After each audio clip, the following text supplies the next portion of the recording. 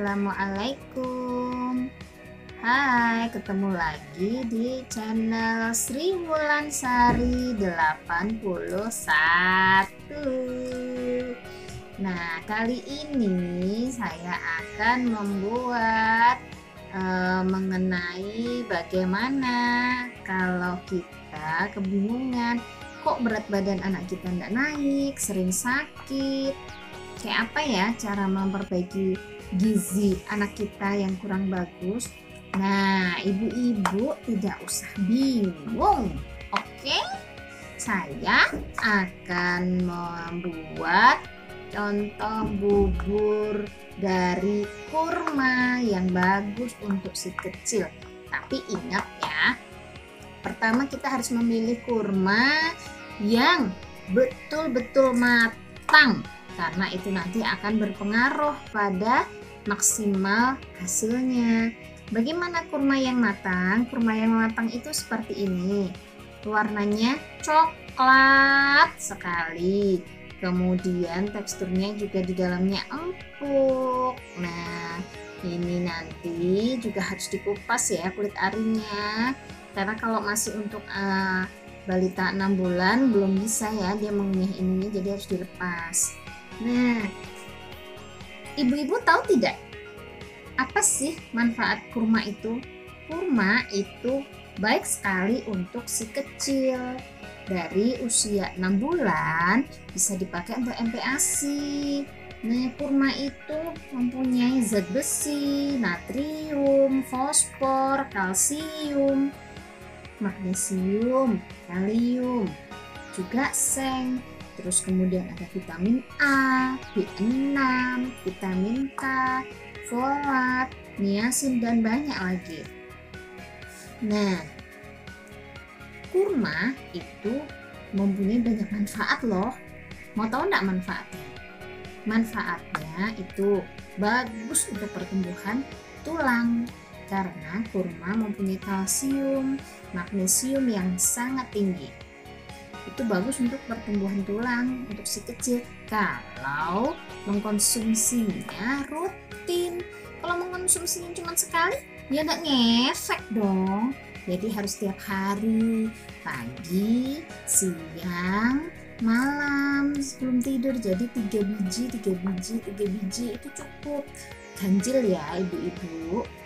Terus bagus juga untuk perkembangan otak. Nah, catat ya, perkembangan otak, karena mengandung kalium dan nutrisi yang cukup, sehingga memungkinkan perkembangan kognitif si kecil secara keseluruhan. Ini sudah saya buktikan sendiri loh. Anak saya Afnan itu anaknya cerdas, cepat menangkap dan memahami sesuatu. Terus kemudian yang ketiga itu mencegah gangguan pencernaan ya. Jadi kurma ini dapat membantu menumbuhkan bakteri yang ramah di usus. Nah, jadi jangan khawatir nih pada si kecil, supaya tetap sehat gangguan pencernaannya dilindungi dengan kurma.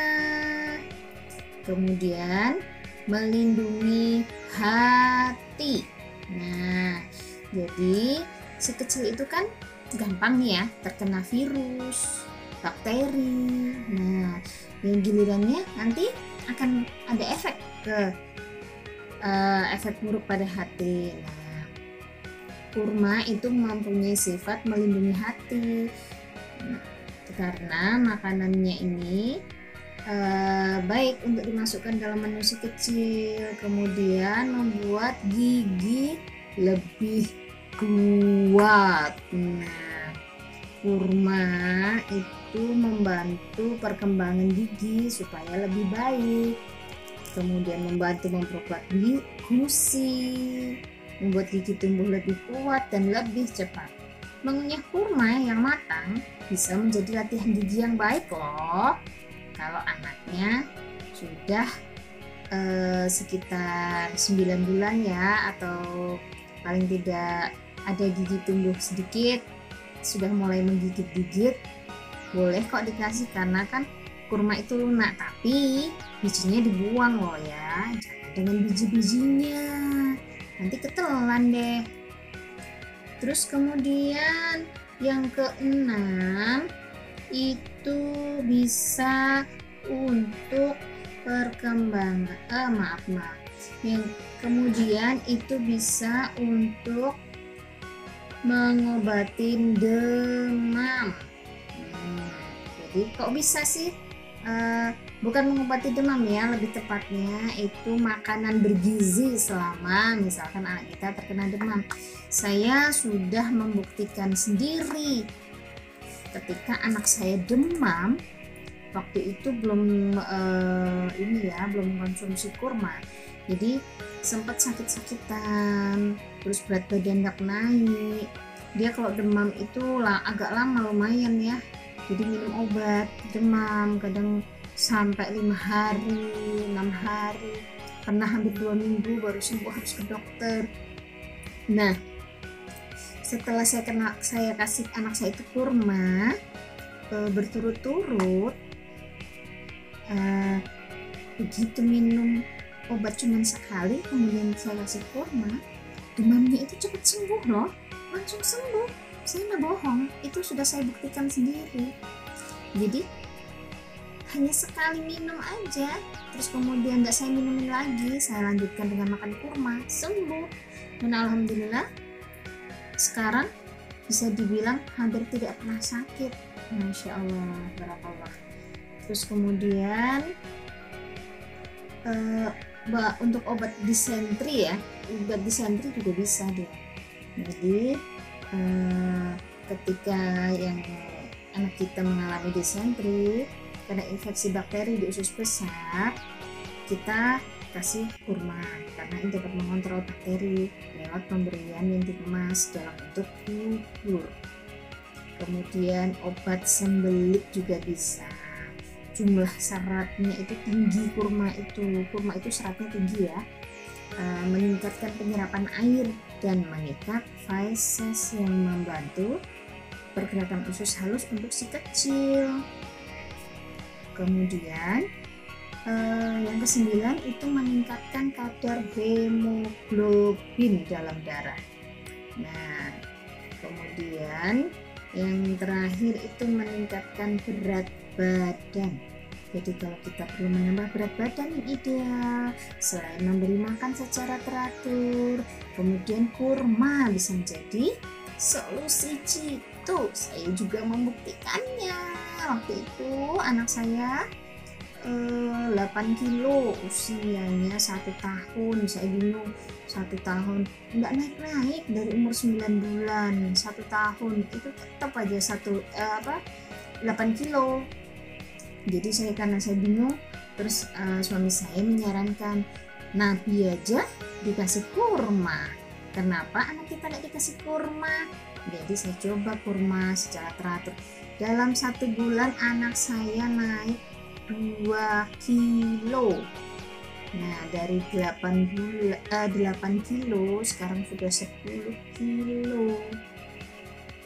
Jadi karena saking banyaknya kandungan vitamin dan apa semua ada di situ, jadi bagus, cepat meningkatkan berat badan anak. Padahal anak saya tidak makan daging, dia hobinya makan ikan aja.